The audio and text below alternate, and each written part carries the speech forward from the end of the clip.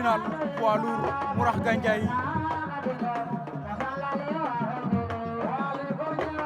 Diagal Abou Diouf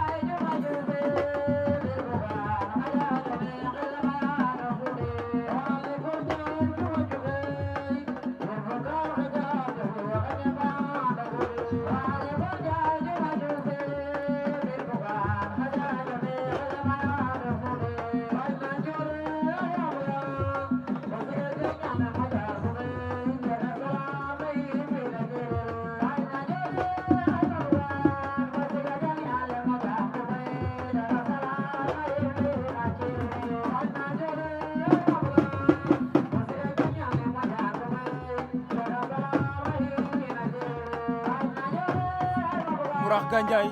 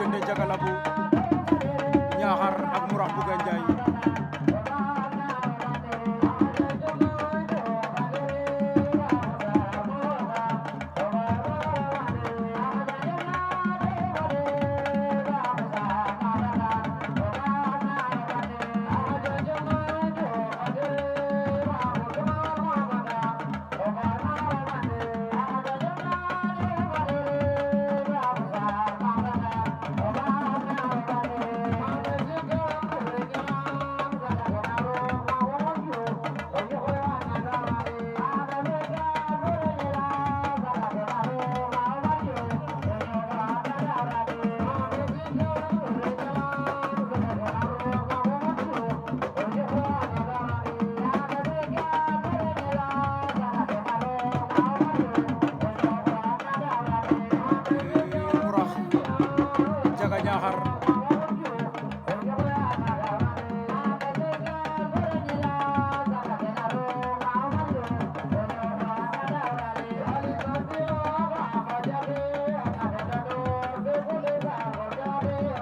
waaw ndeysaan sës na nit ña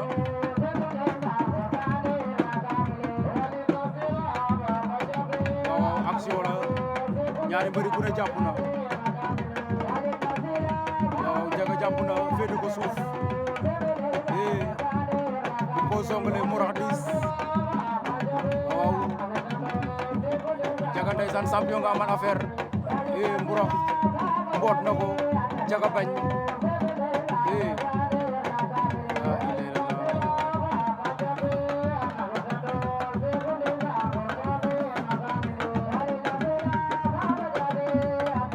waaw Murax Gandiaye Jaga ñu ngoy séddoo mboot ma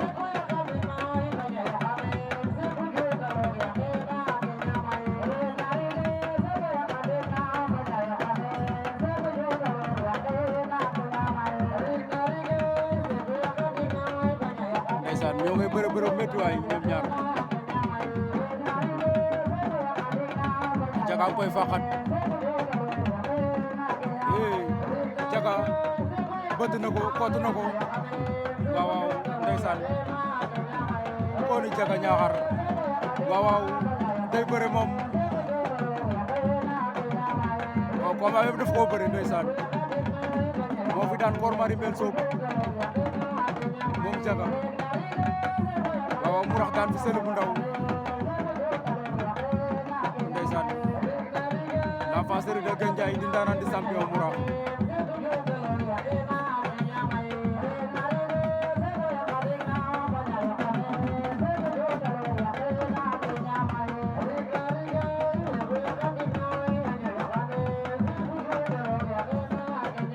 demi-finale bu métti la ñuy bëri ñoom ñaar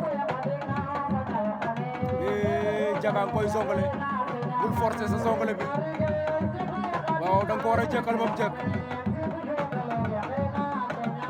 moom sa wet ga de Jaga jeex na waaw jeex na de ndeysaan